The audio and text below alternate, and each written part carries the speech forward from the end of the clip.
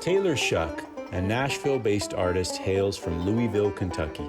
His songwriting and musicianship skillfully blends banjo with the vast array of music styles, including bluegrass, jazz, funk, and classical music. Taylor has performed with local and national artists, including Tiffany Williams, Nicholas Jamerson of Sundy Best, Hillhouse, and Mama Said String Band. This is part of our short series featuring emerging artists on the Louisville, Kentucky music scene. I appreciate you hanging with me, Taylor. I'm from California. Oh, cool. Yeah, I'm trying to get to know the Louisville area as far as the music scene goes. With our podcast, we've done a little bit of Turkey, a little bit of Bulgaria. So the next logical step would always be Louisville. That's what I always think after Right? Turkey. After Turkey. Is there a Louisville sound, do you think? There's definitely bands that have defined what Louisville means musically, I think. But I don't know if there's a set Louisville sound. Yeah.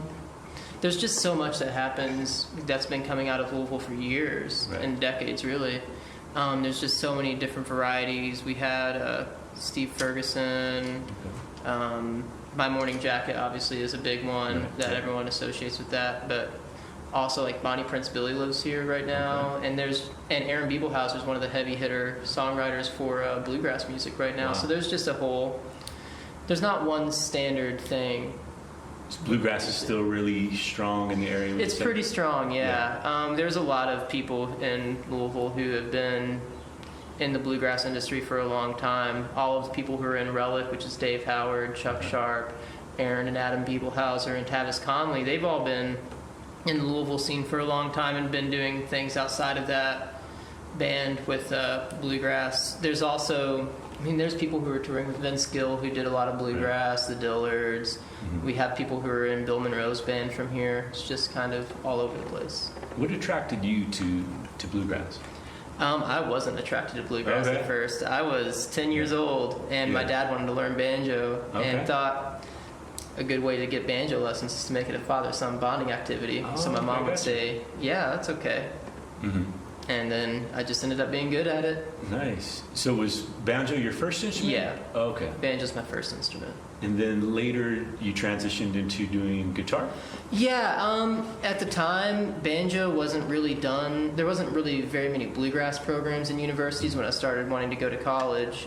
And there was only a few. There was Berkeley, there was Belmont, and then Moorhead was kind of getting started, and one of the Tennessee State Universities was getting started with it. But I goofed off a little bit in high school and didn't have the best GPA, and Berkeley was really expensive, so I decided to go to WKU for guitar. Okay. Because classical guitar is pretty similar to banjo as far as using fingers. Okay. 3 of the strings are tuned the same. Yeah, what are some of the other parallels between classical guitar and the banjo? All the technique transfers over very, very well. Like the fingerings on the fretboard? The hand position on the fretboard, classical guitar is good for any plectrum instrument, so any picked string instrument. Gotcha. That technique is going to transfer over really well for that. And how are the strings tuned on? So we have a 5-string banjo here. Yeah. So on a 5-string banjo, it's typically open tunings or modal tunings, which just is a slightly different tonality of a key. It's tuned to open G for most banjo stuff, especially bluegrass, which is just G. Well, that's not G right now. That's a G. There we go. So G, D, G, B, D. Okay. And the 4-string versus the 5-string, are there different applications? Yes, there's very different applications. So the 5-string banjo came before the 4-string banjo. That was one of the ones that was used a lot by people who were slaves, used in a lot of the minstrel shows and stuff. And it wasn't until it was before the 20s. It was around the turn of the century, maybe a little bit before, the 4-string banjos had started getting more popular and were used a lot with kind of the birth and the pre-birth of jazz. So a lot of the ragtime stuff and all of that, they used the 4-string banjo because you could get a lot of chord sounds that were really chunky kind of bright, and they'd cut through a lot of other instruments. And it was a great way to inject rhythm into what the popular dance music was at the time. Do you have more of a connection to the guitar, or would you say the banjo? Banjo, 100%. Yeah. Banjo's been my main instrument and my main focus. Even when I was in college, I slacked off on the guitar a little bit. Not a lot. I still did all the guitar, but I drove my poor professors insane. Yeah. Because they would just be like, Taylor, you're doing guitar. And I was like, yeah, but I also did it on banjo now. You would do reinterpretations of classical songs on banjo? Yeah, I would try to transcribe all of the and arrange the classical guitar pieces for banjo. What is it about the banjo for you that just, There's over guitar? Guitar is such a popular instrument. It is, and I love guitar. I play it. I still play it quite a bit. Right. But I brought my guitar. It's in the car right now. But for me with banjo, it's just there's so many different varieties of tonality, and it is a little bit more limited in the range. But sometimes that forces you to explore other ideas. And also, it's I don't know. It's just something about the tone of it. Yeah. Something about the tone and timbre just speaks to you. And also, it's the first instrument I learned, so it's the one I feel most at home on. Okay. But did you ever kind of get away from banjo? As you started to get in guitar, you're like, The first couple of years of college, I kind of put the banjo up pretty much all together. I played it a little bit, but I really focused on guitar then. But it was a pretty quick process for me to come back to it. Was there something that sparked you to like, okay, I want to get back to the banjo? There was only classical people really at my school for a little while, and a few people who enjoyed jazz came in, and I've always loved jazz. I didn't get to play it much when I was young, but them just playing that kind of when they were supposed to be doing their classical stuff encouraged me to bring a banjo up to the music department, and we kind of started playing through real book tunes. And okay. With you on the banjo. Yeah. Nice. Because that's where I know how to improvise the most and everything. So that kind of brought me back into it. And I was in Bowling Green, and I found a small little bluegrass jam, and I was like, oh, this is a fun hobby. Right. So. Do you find it's, with the banjo, it helps you to kind of stand out versus a guitar, because there's so many guitar players, like you can get more work, more gigs? There's more work for guitar, but there's way more guitar players. Right. So if you can cut through, I think with guitar, if you can cut through all the other players, then there's plenty of work. With banjo, it does set me apart for sure, though. It's just people don't usually expect to see that, and they don't expect to see it done in a non-bluegrass format, which is what I do a lot of times. I play bluegrass, but I also do kind of everything else if I can. Yeah, I think I read on your bio that you can do some funk with the... I've been in a few funk projects before. It's been a minute, but yeah. That's cool. I love it. So you reimagine banjo in new contexts. Yeah, and a lot of those contexts were already explored by people before me. Alison Brown, Bela Fleck, Tony Trischka, all of them were exploring all that stuff from the 70s on. Right. And even Earl Scruggs, even though everyone associates him with strictly bluegrass, he's always tried to push the envelope too. He was the first banjo player to use an electric banjo. Oh wow! Do you picture, a vision for where you'd like to take the banjo into the future? I'm trying really hard not to try to give myself an agenda with it. I just am kind of enjoying exploring and getting to interact with people as much as possible. And get to explore the creative side of it, because I really enjoy the creation. The playing is super fun. I love getting to play, but getting to create new musical ideas, write songs, and share that more emotional aspect is really what I like to do. So you're keeping things more open versus like, hey, I'm going to do this plan. Yeah. I mean, I'm going to try to enter into the National Banjo Championship next year. Nice. But the banjo, it really causes a reaction in people. What are some of the unique reactions that you've seen out there when you popped on? Played the banjo. Any unique memories that come to mind? Yeah, so a lot of people just are standoffish with banjos because they're so loud. They can be really loud and bright. Right. And that's pretty jarring for a lot of people. It doesn't have to be that way. Yeah.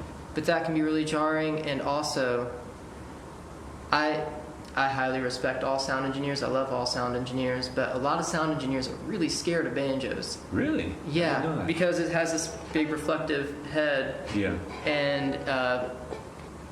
And it's really responsive, so Mm-hmm. it can cause some feedback issues. Oh, okay.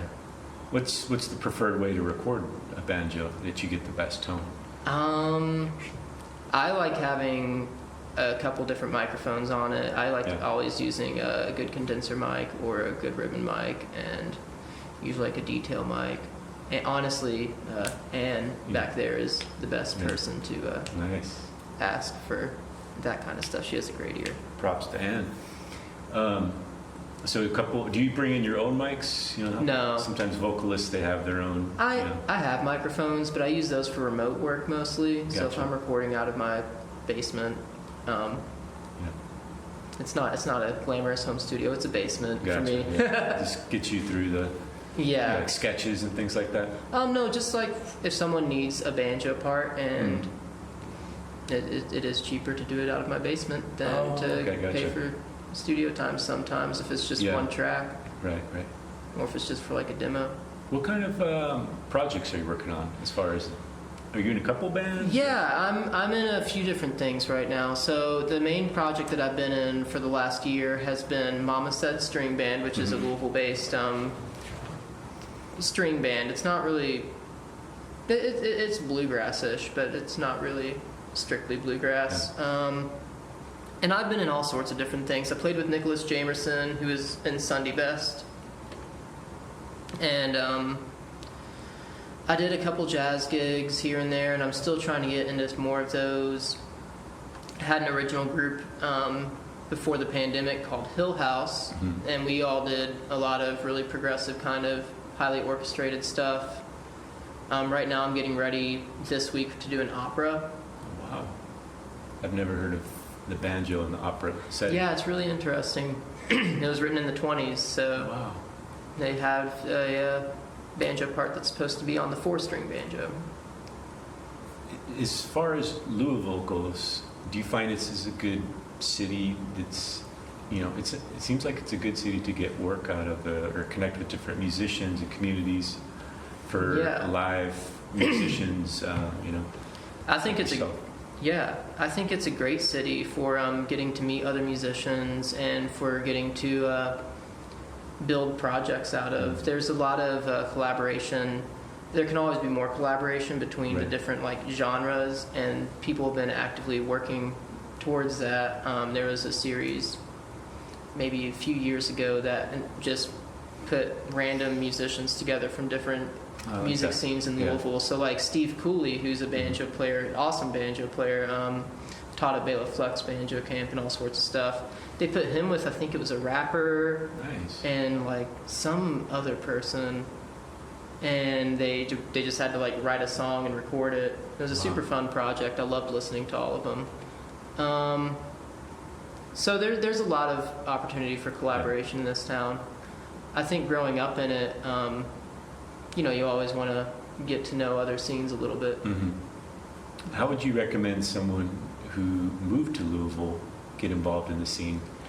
And is there any open mics or Yeah. sessions or writers? Going to open mics is a really big thing. So one of my bandmates, Katie, did it. She has an open mic that she does at Diorio's Pizza that a lot of people have gone to. Letter Song, I don't know if it's still around. That was a calligraphy studio / music venue.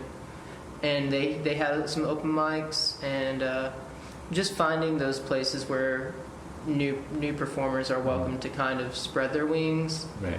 a little bit, and then going to shows and just talking to whoever's been playing, Yeah. getting to know people in the crowd. At a lot of the shows in Louisville, a lot of the crowd is going to be musicians, Okay. and the performers are also obviously Yeah. performing, so they're So musicians. supports each other in the, Yeah. in the community. It Yeah, I seems think like a so. very cool community, very supportive. Yeah, it is, and I think any time you're in any music community, if you support the other artists, they'll treat you in kind. has been my experience. Just the proximity too. You have Nashville close, Ohio, Indianapolis. You're 5 hours from like so many major cities here. It's great. So do you find yourself pretty frequently, on the road? I do, yeah. So I moved to Nashville back in March, and I'm still in Mama Said String Band, so I drive up pretty much when the weekend starts, either Thursday or Friday morning, depending on what we're doing. And then we use Louisville as a hub and just go one direction, come back, go another direction, come back. Okay. That happens a lot. That's It's what an I was easy about way to to say. do it. Louisville is a hub. Yeah. Yeah. Well, can you show me how does the banjo work? I mean, Yeah. I'm fascinated by this. The introductory, Yeah, orientation so to the instrument. the basic idea, like we talked about earlier, is tuned to open G. Open G. You have three banjo picks. So you have a thumb pick, Okay. and the blades always go against the fleshy part of your finger. So that's there to provide a little bit less resistance than like the flesh of your finger. The flesh of your finger, there's a lot of, it pushes in there, and like I already have a little divot from it in my finger. So this provides a faster surface for the sound to come off of, and it also allows you to play faster and smoother. So this hand, all you're doing is you're using these three fingers at different times on the right hand to make a grabbing motion, kind of, and you keep your pinky and ring finger kind of resting on the banjo head, which is the drum head part.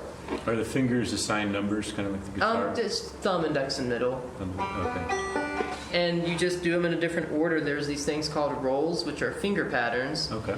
So the most common one, it's called either the alternating thumb pattern, or the alternating roll, or the double thumb roll, or the square roll. Could you show us? Yeah, this is all that is.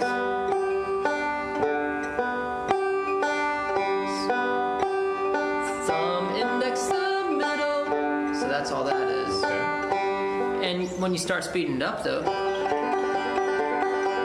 you start getting that rhythm feeling Right. to it, and then all you're really doing is taking basic rolls. That's just one of the rolls. There's several rolls, but you're doing that, and you're just applying chords like.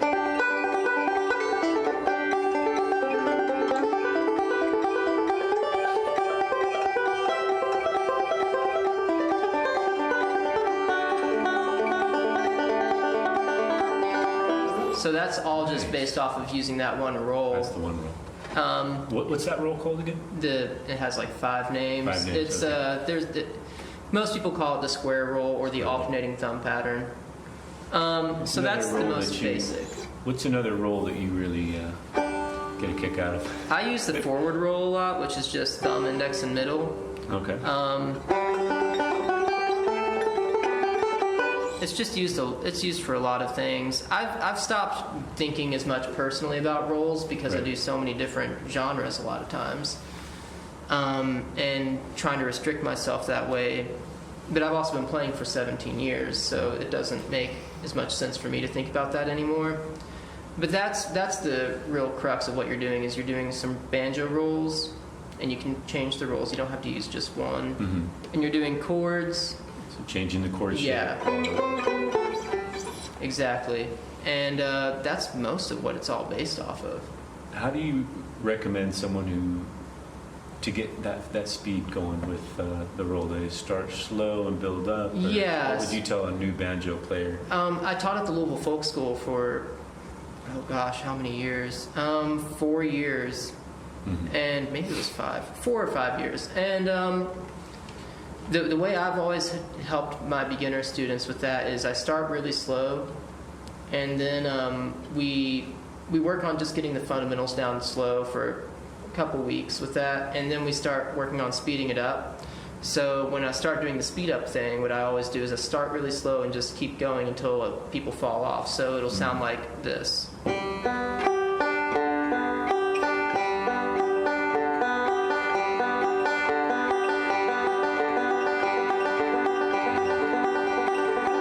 And then when they start messing up, I'll tell them as soon as they start messing up to stop, take out a metronome app on their phone, tap the tempo, and then subtract like 5 or 10, Okay. and work on it there, and then start speeding it up from there Nice. slowly.